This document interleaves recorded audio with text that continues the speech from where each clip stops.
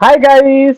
तो आज स्टार्ट करते हैं। पहले तो मैं कुछ बोलना चाहता हूँ। ठीक है, आज रिजल्ट निकला C inter C A final C A foundation का। ठीक है, जैसा भी रिजल्ट आया मैं उसके ऊपर बात नहीं करूँ, मैं बस कुछ चीजें बोलना चाहूंगा।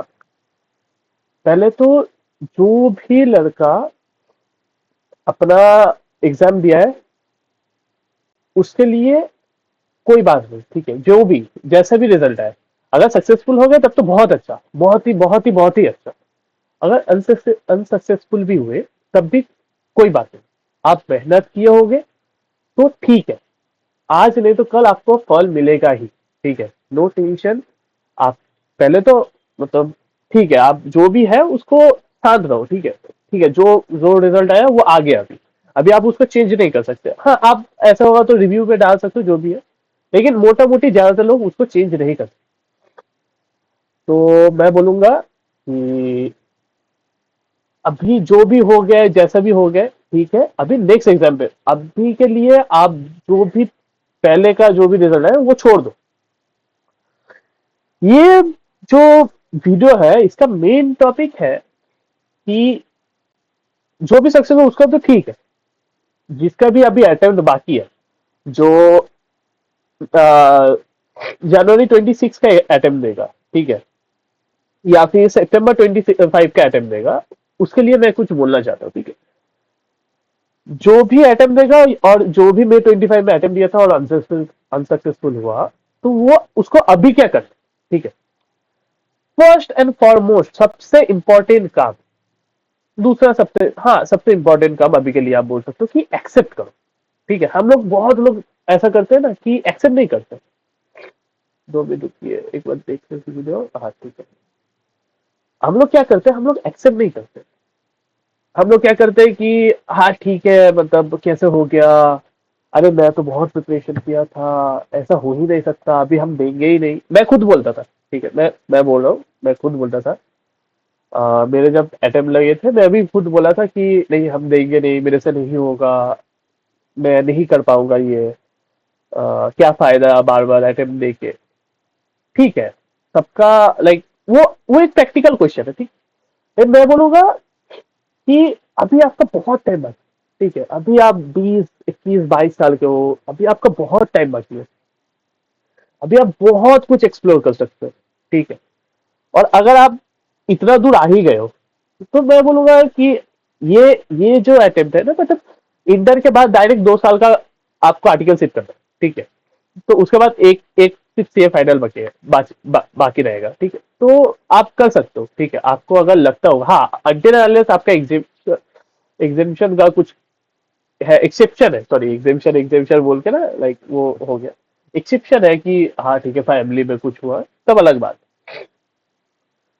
पहले आप करो, एक्सेप्ट करो कि हाँ भाई, मेरा अनसक्सेसफुल हुआ है, मेरा रिजल्ट आया है, ऑडिट में अगर कम हुआ तो हुआ है, फाइनेंशियल मैनेजमेंट में कम हुआ तो हुआ है, कॉस्ट कुछ कुछ भी कोई भी सब्जेक्ट में अगर कम हुआ है तो हुआ है।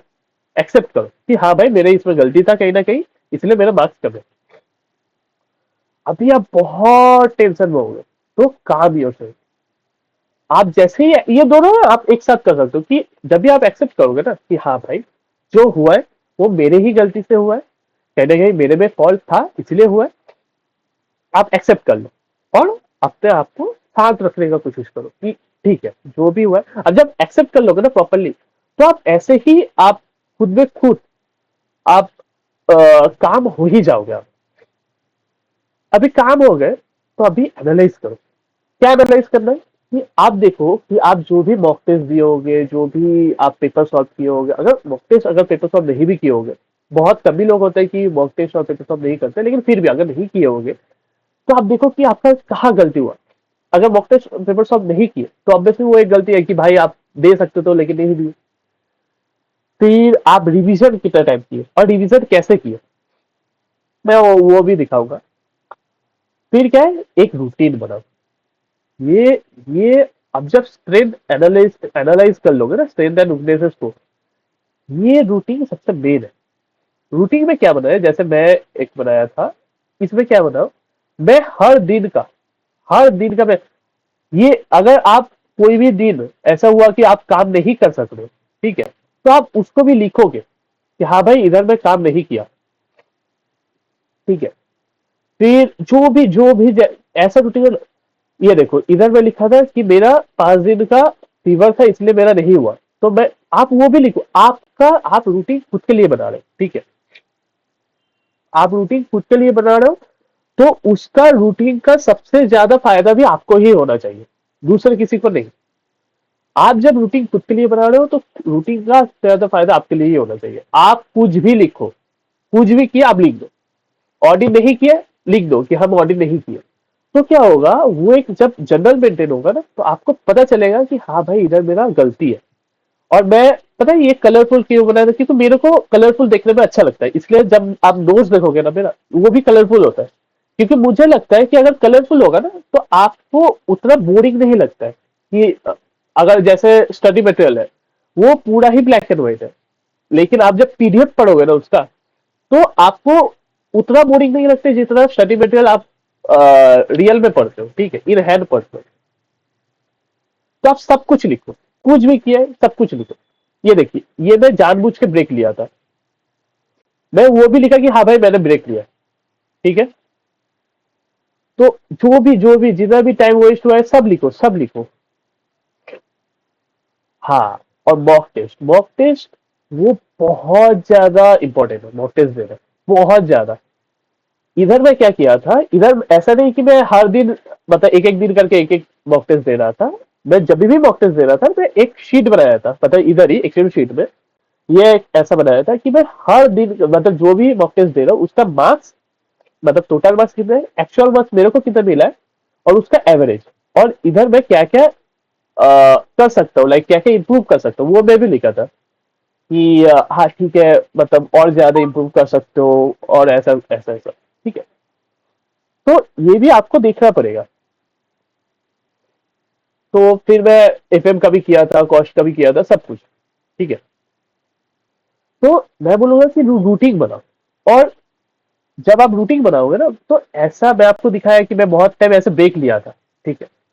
जब आप इतना ज्यादा हर दिन का इतना ज्यादा प्रिपरेशन करने लगोगे ना, तो आपको ये नीड होगा। लेकिन बहुत लोग, जो भी मैं बहुत सारे इंटरव्यू देखता हूँ, बहुत सारे, मतलब बहुत सारे स्टूडेंट्स बोलते हैं कि ब्रेक नहीं लेना चाहिए, आपको हर दिन का 18 घंटा, 20 घंटा, 15 घंटा प्रैक्टिस करना चाहिए। मतलब ठीक है आप बोल रहे हो, लेकिन आप समझ भी पा रहे हो, आप इंसान हो, आपको एक निश्चित नहीं हो कि आप बस रगड़ते रहो रगड़ते रहो। आप इंसान हो तो आपको भी खुशियां चाहिए, आपको भी ब्रेक चाहिए होता है। तो it's okay to give yourself break, treat at anything which make you happy. आपको अगर वेब सीरीज देखने का, वेब सीरीज देखो। आपको अगर लगता है कि मेरे को 1-2 दिन का ब्रेक चाहिए तो ब्रेक लो, लेकिन ब्रेक ऐसा होना चाहिए कि भाई आप उसमें भी आप टेंशन नहीं ले रहे हो, ठीक है, कि ये पढ़ाई नहीं हुआ, ये नहीं। भाई अगर ब्रेक लेना है तो फुल्ली लो, लाइक ऐसा है कि भाई मजा करो, घूम के आओ, कुछ भी करो, लेकिन ब्रेक लोगे तो एकदम प्रॉपरली लो। जैसे आप पढ़ाई करोगे तो एकदम प्रॉपरली करो। तब कोई भी ऐसा नहीं है कि हाँ ठीक है 10 मिनट पढ़ाई किया, 10 मिनट में मोबाइल देख रहा हूँ, आधा घंटा पढ़ाई किया, आधा घंटा में रील देख रहा हूँ, आधा घंटा से कभी 1 घंटा 2 घंटा होगा, आपको पता भी नहीं चलेगा। तो it's okay to give yourself break, आप ब्रेक दो खुद को। क्योंकि जब भी आप काम करोगे ना, जैसे पढ़ाई का है, बहुत एक टाइम के बाद ना बहुत बोरिंग सा हो जाता है कि आप एक ही चीज पढ़ते रहो। तो वो क्या, वो ब्रेक ना आपको माइंड को शांत करता है, आपको पीस देता है कि हाँ भाई ठीक है मैं पढ़ाई किया, अभी मेरे लिए ये बी टाइम, ये मेरे लिए टाइम।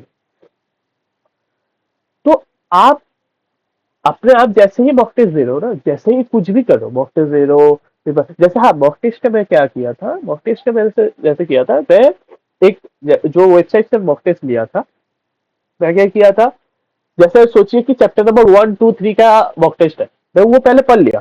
क्योंकि जब भी आप एग्जाम देने जाओगे आप पढ़ के जाओगे।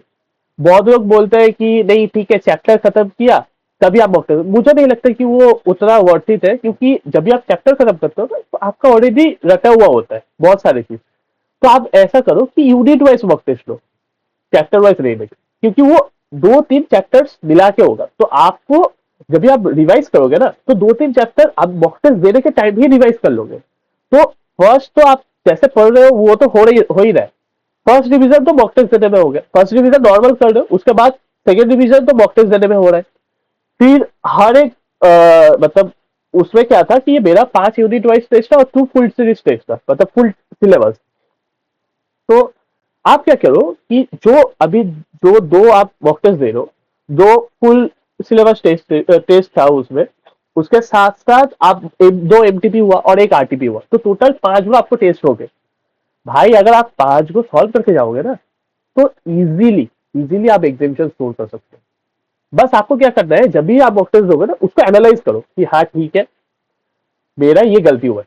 मैं तो बहुत बार ऐसा हुआ था कि मैं जो इवेल्युएट करके दे रहा है ना, मैं उसका तो मॉक टेस्ट दे रहा है, लेकिन एमडीवी का मॉक टेस्ट में कभी कभी छोड़ भी रहा था, या फिर कभी कभी ऐसा हुआ था कि बस देख रहा हूँ कि क्या क्वेश्चन है, मैं लिख रहा हूँ, क्योंकि मुझे लगता था, मतलब एक टाइम के बाद लगा ना कि ठीक है वो मैं कर सकता हूँ। आपको देख के जब आपको उतना ज्यादा प्रैक्टिस हो जाएगा ना, तो आपको देख के लगेगा कि हाँ भाई ये मैं कर सकता हूँ।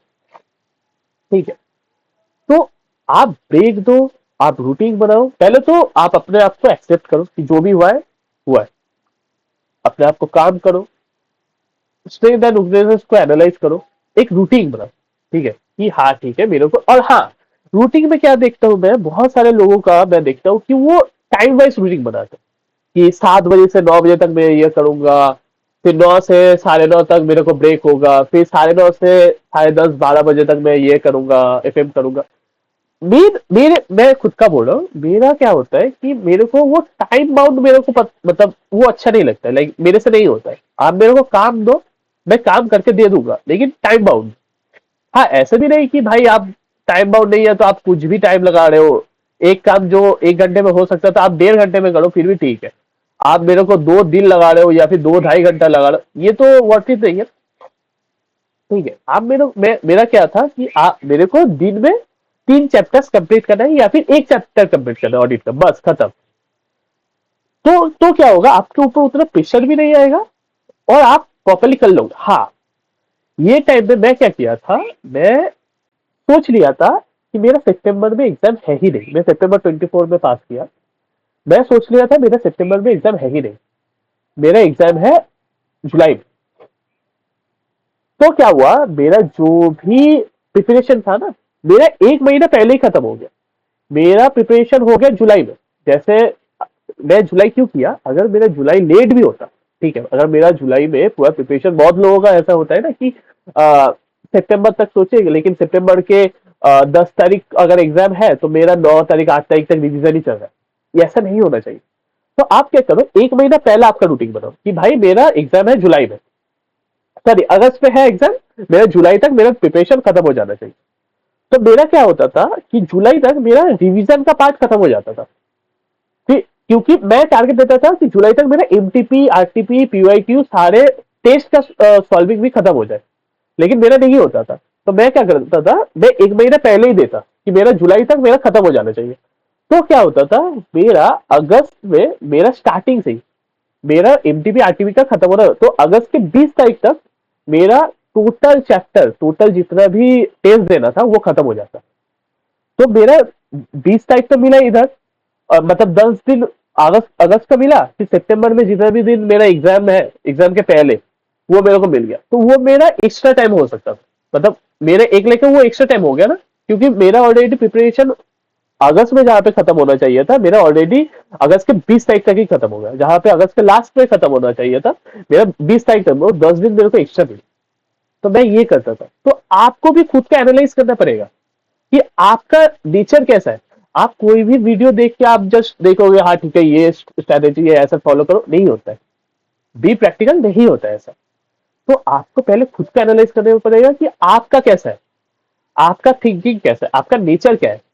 कोई लोग सुबह पढ़ सकते हैं, कोई लोग रात को, कोई लोग एक टाइम मतलब लगातार 2 3 4 5 घंटा पढ़ सकते हैं, कोई ब्रेक लेके पढ़ सकता है। तो ये आपको एनालाइज करना पड़ेगा।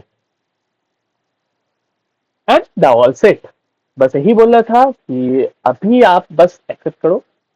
मेरा भी ऑडिट एक्सप्रेस चालू है। मैं भी अपने आप वीडियो लाता रहूंगा। चैप्टर 5 का भी वीडियो आएगा। चैप्टर 5 बहुत गजब नोट्स बनाए, आप मेरे टेलीग्राम चैनल पे फॉलो कर सकते हो। मैं उसमें डाल दूंगा नोट्स, और उसका वीडियो भी आएगा। तो आप जस्ट करते रहो, मैं भी हूँ। मैं भी जितना हो सके, मेरा मेरा अभी आर्टिकल शिप चल रहा है, मैं जितना हो सके मैं आपको करते रहूंगा, मैं आपको फॉलो अप देते रहूंगा।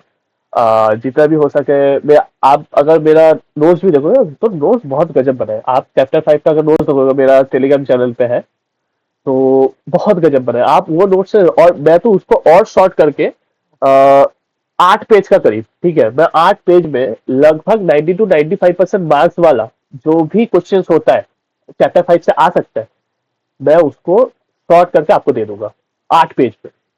बस आपको बस एग्जाम के पहले उसको अच्छे से पढ़ के जाना और समझ के जाना। And now all set. तो wish you a happy preparation. Bye bye bye.